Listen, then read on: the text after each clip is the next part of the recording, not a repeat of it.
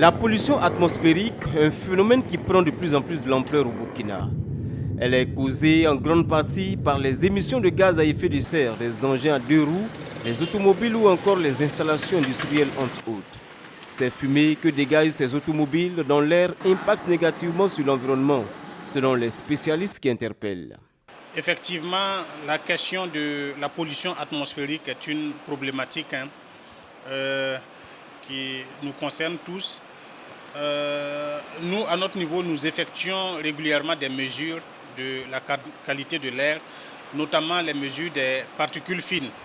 Donc, je peux, à travers les valeurs que nous obtenons régulièrement, dire que la situation est assez critique dans la mesure où les valeurs obtenues sont régulièrement au-delà des normes nationales et internationales. Ce sont ainsi les citoyens qui sont les plus souvent acteurs de cette pollution de l'air dans nos villes. Tout en rappelant ces facteurs, ce spécialiste des questions en lien avec la pollution de l'air interpelle et invite à un changement de comportement pour atténuer ces émissions.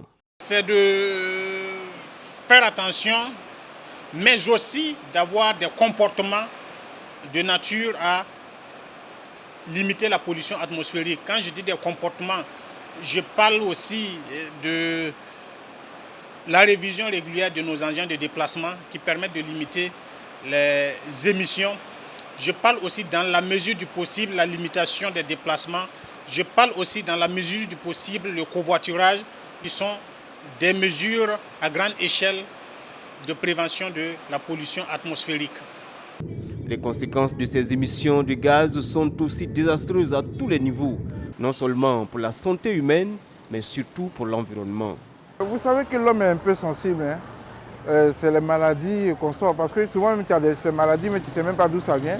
Pour toi, ça en fait partie, surtout même lorsque tu t'arrêtes au feu, et qu'il y a une moto ou bien une voiture qui vient garer, et puis bon, tu aspires l'air.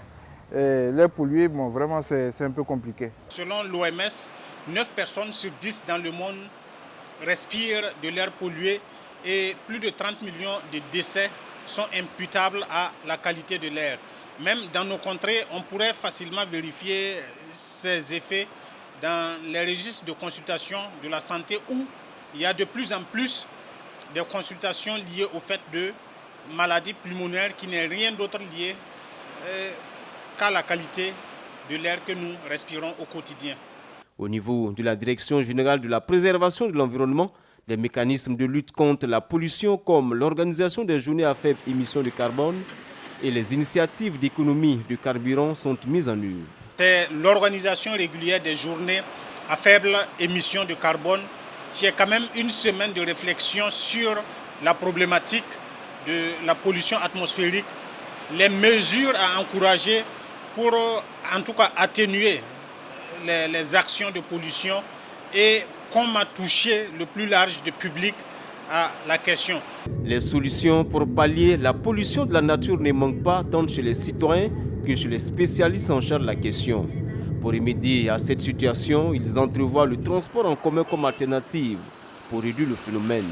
Effectivement, alors parce que le transport en commun, parce que voilà, ça c'est beaucoup de gens en même temps dans un même truc. Voilà. Là, ça diminue, puisque si c'est individuellement, chacun va sortir avec sa moto. Voilà, il y a des motos qui sont défectueuses là-bas, voilà, qui dégagent de la fumée. Voilà. Maintenant, si ce sont ces mêmes gens-là, voilà, c'est juste pour rentrer dans un même truc, voilà, moyen de déplacement pour se déplacer, voilà, ça diminue notamment la pollution, quoi. Tout à fait, effectivement, c'est à la fois des actions de sensibilisation à l'endroit des populations et des actions de plaidoyer, voilà, auprès des plus hautes autorités sur certaines mesures fortes qu'il faille prendre.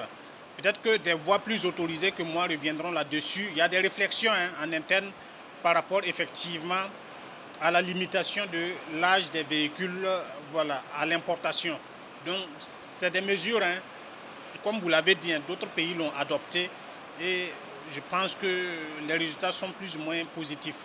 Au regard donc de la multitude d'engins roulants, que ce soit à Ouaga ou ailleurs, il est donc plus que nécessaire de trouver des solutions urgentes pour diminuer considérablement la pollution de la couche d'ozone, gage d'un écosystème sain et d'une vie durable.